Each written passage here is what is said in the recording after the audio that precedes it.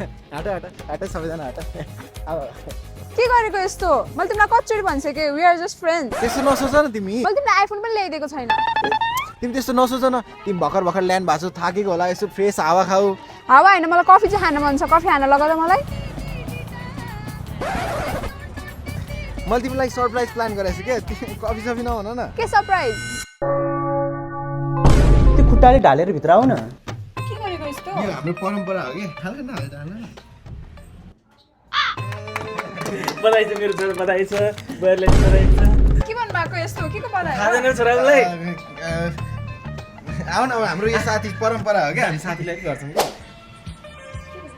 अफराल नमानी बस्दा हुन्छ है नानी यहाँ बस्दा नि हुन्छ भित्र बस्दा नि हुन्छ त्यही त हामीले भित्र खाट पनि सकिसकेको छ नि अनि उता सन्धिजीलाई थाहा छैन तिमी यहाँ आएको भनेर घरमा अनि के भइरहेछ यहाँ फेरि थुतु नै ठिक छैन के नानी मैले त तिमीलाई सोध्नै बिर्सिन्छु नि तातो चिसो के खान्छौ तिमी नलज है मम्मी ड्याडीले त एकदम माया गर्नुहुन्छ भन के खान्छौ त्यसो भए पानी ल्याइदिनु सो बुहारी this is mineral water this is carbonated water and this is steam water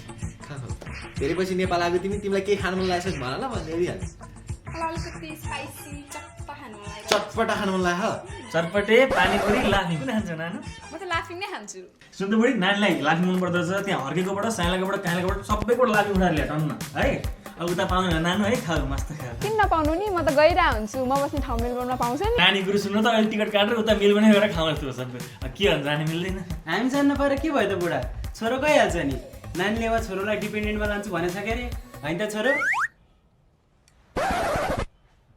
ए साथी तिमी नेपाल अर्जेन्टली आएको भन्दै के कामले आएको ए मैले तिमीलाई त्यही भन्न लगाएको के